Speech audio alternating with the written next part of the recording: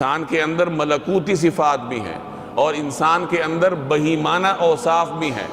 ملکوتی صفات اگر انسان میں دیکھے جائیں تو وہ اس قدر ہیں کہ انسان فرشتوں سے بھی افضل شمار ہوتا ہے، اور یہی انسان اگر اپنی ملکوتی صفات کو دبا بیٹھے، اپنی بہیمانہ صفات کو آگے کر لے، اپنی جو حیوانیت ہے اس کو آگے کر لے، تو پھر یہ بعض اوقات جو اصل حیوانات ہیں، جو اصل بہائم ہیں، ان کو بھی پیچھے چھوڑ دیتا ہے۔ تو انسان کی اصل کامیابی اسی میں ہوتی ہے کہ وہ اپنی ان مادیت کے ظلمتوں کو چیر کر اپنے اندر موجود روح کو تلاش کر لے۔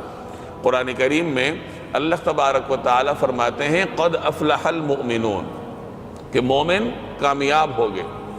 کامیابی کے لیے عربی زبان میں فلاح کا لفظ قرآن کریم استعمال کرتا ہے کہ مومن فلاح پا گئے۔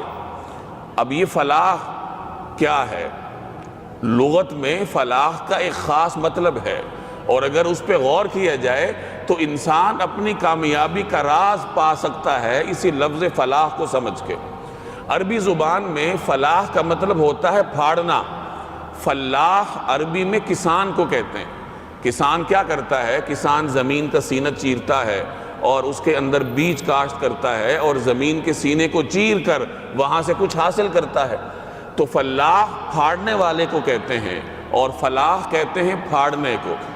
تو گویا کہ انسان کی کامیابی اسی میں ہے کہ وہ اپنے ان مادی ظلمتوں کو پھاڑتا ہے، مادی ظلمتوں کو پھاڑ کر، اس کو چیر کر اپنے اندر موجود روح کو تلاش کرتا ہے۔ اور جو آدمی اپنی مادی ظلمتوں کو چیر کر اپنے اندر موجود روح کو تلاش کر لے تو اس شخص کو قرآن کریم پھر کامیاب کہتا ہے۔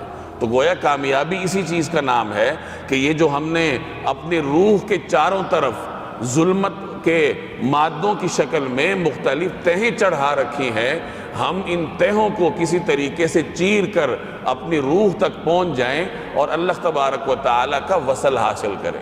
تو اللہ جل جلالہ نے 12 مہینوں میں ایک مہینہ ایسا مقرر کیا کہ اس ایک مہینے میں روحانیت کو اوپر لایا جائے، ملکوتیت کو اوپر لایا جائے، اور جو بہیمیت ہے اور انسان کے اندر حیوانیت ہے، مادیت ہے، اس کو دبایا جائے۔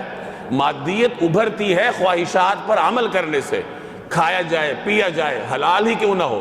جتنا انسان کھاتا ہے، جتنا انسان پیتا ہے، جتنی اپنی جائز خواہشات پر بھی عمل کرتا ہے، اسی قدر اس کی مادیت مضبوط ہوتی ہے، اس کی حیوانیت ابھر کر سامنے آتی ہے۔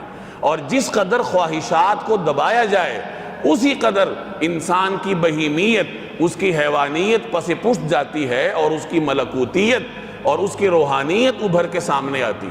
تو اللہ تعالیٰ نے یہ ایک مہینہ ایسا مقرر کیا ہے کہ اس میں انسان کی جائز خواہشات پر بھی پابندی لگا دی کہ کھانا نہیں ہے، پینا نہیں ہے، حقوق زوجیت ادا نہیں کرنے۔ کیوں؟ تاکہ انسان کی جو مادیت ہے، اس کی جو بہیمیت ہے، وہ پس پشت جائے اور اس کے اندر جو اللہ نے ملکوتیت کا جوہر رکھا ہے وہ سامنے آئے۔